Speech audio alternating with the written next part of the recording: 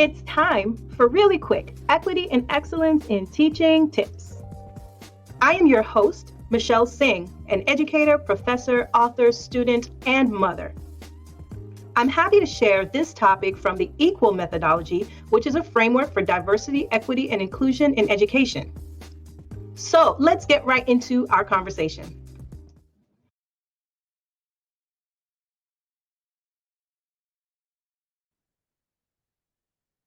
What if in your classroom, your students tackled obstacles confidently and creatively? This is the result of cultivating a sharper problem-solving mindset through culturally responsive teaching. See, it goes beyond academics and it equips your students with the essential skills that they need to really take on real-world problems and challenges. I can recall helping my daughter with a memorable project in elementary school. She's now in college, by the way. And for this project, she chose a topic that was close to our hearts, one that addressed a problem that she often saw and she observed in our community. Now, as pet lovers, our cultural context shape the unique bond that we have with our dogs. And she had recently adopted her first pet, Abby. And so she wanted to dive into the world of pet adoption. And then, as she was doing a little research of pet adoption, because of her experience with pet adoption, she then realized that she wanted to take it a step further and tackle the problem of puppy mills. So she continued her research and she interviewed a local veterinarian, and she really became an advocate for the idea of adopting pets and not shopping for pets. And she organized a dog wash fundraiser, and then she donated those proceeds to a local dog rescue organization. And, she didn't stop there. She created brochures that provided information and educated others about the problems that puppy mills cause. And then the importance of adopting and not shopping for pets. Now, needless to say, this was a transformative project and even experience for me having, watched her go through the process of being completely immersed in this particular project. And I also saw that it honed her critical thinking skills. It nurtured her empathy and even her cultural awareness.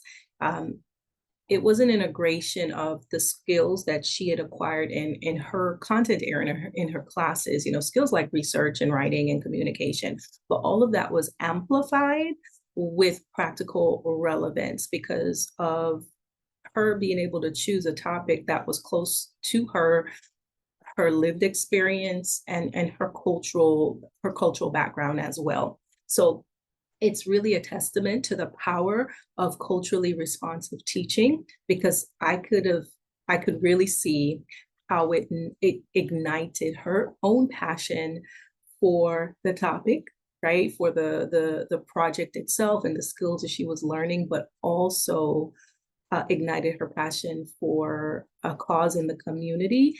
And it sharpened her abilities ultimately.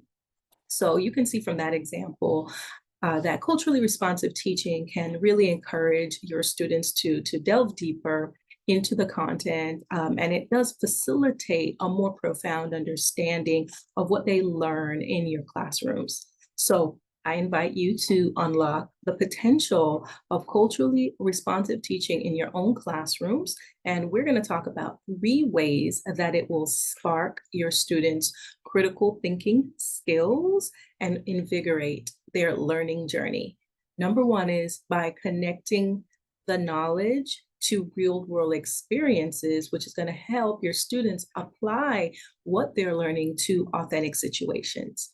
Number 2 is fostering innovation and originality in thinking, which will empower your students to think beyond traditional approaches.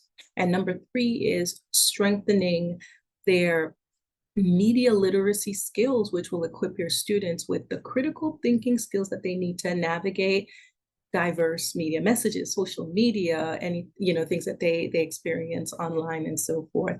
So let's dive into the first topic, which is connecting students' prior knowledge and their skills to real-world experiences.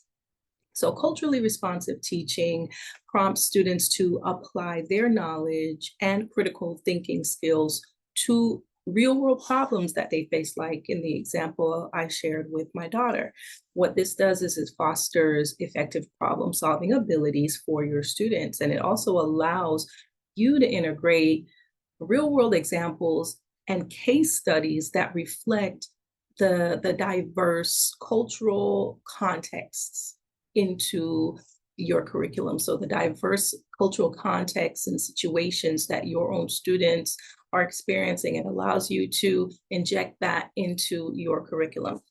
And so with culturally responsive teaching, you can bridge the gap between these abstract concepts that you're required to teach, and bridge that gap between those and practical applications that they can see and experience in their real life, in the life that they live every day, right? And so, for example, if you are a science teacher, you can introduce case studies on pressing issues like, let's say, water pollution or climate change. And there are resources that you can use to get these case studies. I use Harvard Business Publishing, and you can create an educator account on there and get access to lots of case studies and articles and literature supporting the topics that you are teaching. So your students get to analyze the causes and and even propose innovative solutions for the issues that they're facing, much like my daughter did with the puppy mills, right? And they also get to collaborate and develop action plans that address these problems. So you can empower your students to even present their findings, not just to your class, but also to a wider, authentic community, maybe in a forum or spreading the information in some way. And that's going to really ignite a sense of purpose for them. And then they can even see the tangible impact that their work is giving their community. All right, so now that we've talked about real world experiences, let's shift our focus to the second topic, which relates to innovation and originality. Now, culturally responsive teaching encourages students to think creatively and explore new ideas. And this is going to foster innovation and originality in your students' thought processes. So how you can approach this is by encouraging your students to ask questions and challenge ideas and support their arguments with evidence that come from diverse and credible sources. So in a social studies class, for instance, when students are discussing topics, let's say like immigration, you can expose your students to multiple perspectives about that topic by having them look at and explore primary and secondary sources. So, whether it's newspaper articles or even personal testimonies, interviews, to historical documents, to multimedia resources like, let's say, podcasts and TED Talks, you're exposing your students to rich information for which they would have to evaluate, construct well-supported arguments for, and they can even take that steps further and participate in structured conversations and discussions like Socratic seminars. And then they can collaborate on activities with their peers and even with the community, engaging, in community connections and, complete written assignments, for your class. So in the end, your students get to, cultivate their empathy and their cultural awareness and have a deeper understanding of the complexities surrounding that particular issue or problem or event that you're exploring with them in your classroom. All right, so now that we've talked about fostering innovation and originality, let's dive into our final topic, which is the digital piece, the strengthening the media literacy skills of your students. So In our digital age, we know that media plays a powerful role in shaping our perceptions, right? So why not equip our students, your students, with the essential skills that they need to critically evaluate the media messages that they see daily, hourly, by the second, by the minute, and develop their own media literacy skills. So culturally responsive teaching does emphasize the use of multimedia resources like videos and documentaries and online platforms, because they expose your students to diverse cultural experiences and narratives. And one great way that you can accomplish the idea of developing your students' media literacy skills is with a student media project. You can provide your students with the opportunity to create their own multimedia projects that explore, cultural diversity or social issues or even personal narratives that are tied to your content area.